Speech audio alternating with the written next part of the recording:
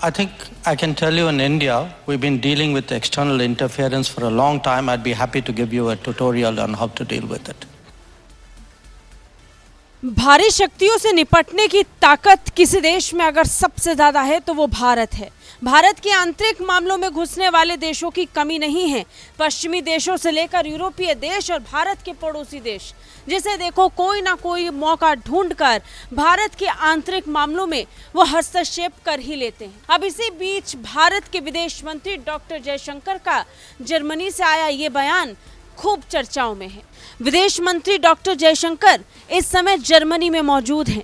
Germany में Munich में एक कार्यक्रम के दौरान विदेश मंत्री डॉक्टर जयशंकर ने अलग अलग मुद्दों पर कई सवालों के जवाब दिए और इसी बीच एक सवाल भारी खतरों को लेकर के भी पूछा गया, जिस पर विदेश मंत्री डॉक्टर जयशंकर ने चुटकी लेते हुए अपने ही अंदाज में जबरदस्त जवाब दिया, जिसे सुनने वाले सुनने के बाद बस ताली बजाते रह गए।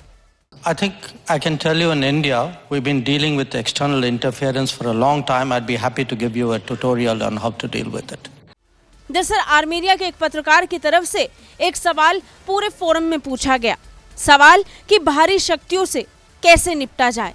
ये जो हाइब्रिड खतरे हैं उनका सामना विभिन्न देश कर रहे हैं। इन्हीं हाइब्रिड खतरों का सामना आर्मेनिया भी कर रहा है और इससे निपटने की चुनौतियों का जिक्र करते हुए आर्मेनिया ने जवाब चाहा। अब इसी के जवाब में चुटकी लेते हुए विदेश मंत्री डॉक्टर जयशंकर ने कहा कि भारत को ऐसी भारी शक्तियों से निपटना अच्छे से आता है। विदेश मंत्री ने तो ये भी कहा कि इससे निपटने के तरीकों पर वो एक ट्यूटोरियल दे सकते हैं।